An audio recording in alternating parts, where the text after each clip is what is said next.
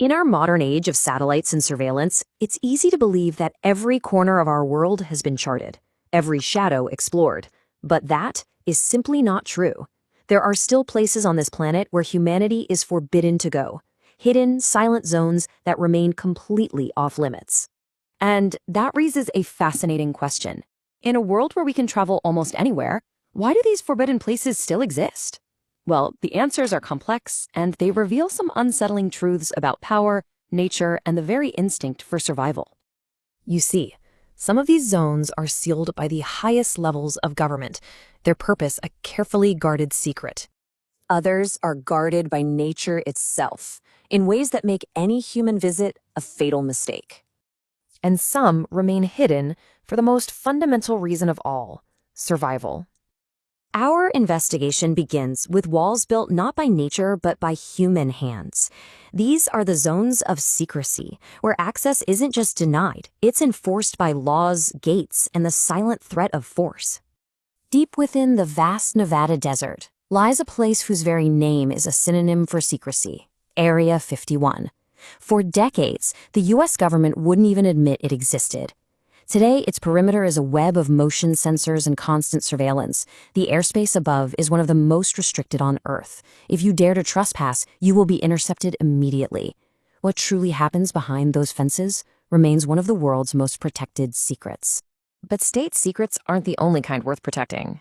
Sometimes the reason a place is forbidden has nothing to do with national security, and everything to do with money.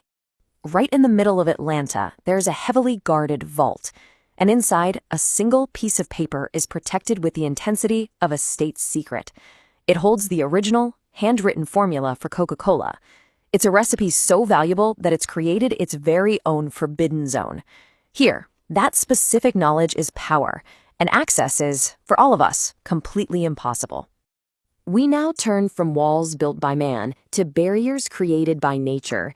In these places, there are no guards, no fences. The warning is the landscape itself, a lethal message that humanity is simply not welcome here.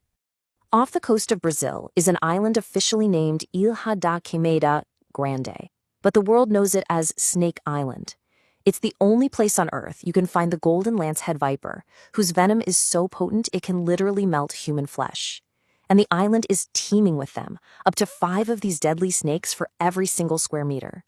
The Brazilian government has made it permanently illegal for anyone to land there. It is a place where evolution has delivered a very clear and very deadly verdict. You know, sometimes a man-made catastrophe creates a forbidden zone that nature then reclaims.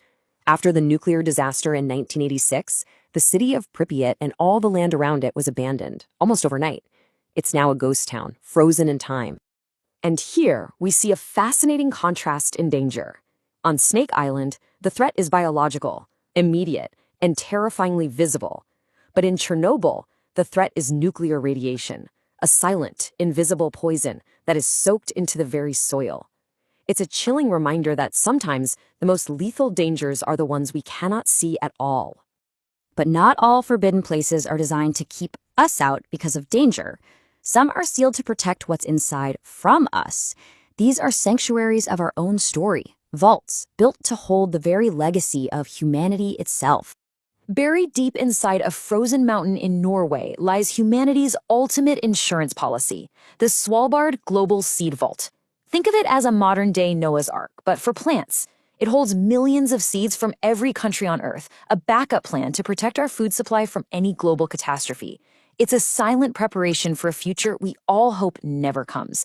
And because of that, access is restricted to just a handful of people. Out in the Indian Ocean, North Sentinel Island is forbidden for a very different and very unique reason. It's about dual protection. Banning visitors protects the Sentinelese people, one of the last uncontacted tribes in the world, from modern diseases they have no immunity to.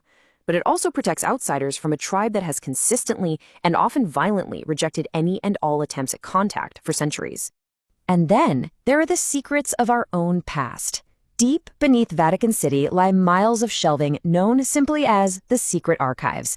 They hold centuries of private papal records, priceless historical manuscripts, all hidden from public view. Access is so incredibly restricted that only a tiny number of highly vetted scholars are ever granted entry into its silent halls.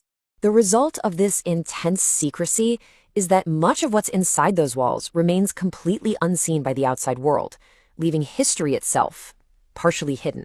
So, after exploring these places, what do they really tell us? From military bases to deadly islands, from humanity's backups to our hidden history, they all map out an unseen frontier that still exists in our world. These locations serve as a powerful reminder of a surprising truth. Even now, in an age where we've mapped the entire globe and even walked on the moon, humanity still has very real limits. And so we're left with a final provocative thought. These forbidden zones exist for a reason, locked away from all of us. And it forces you to wonder, are some mysteries left unsolved on purpose? Are some secrets never meant to be discovered at all?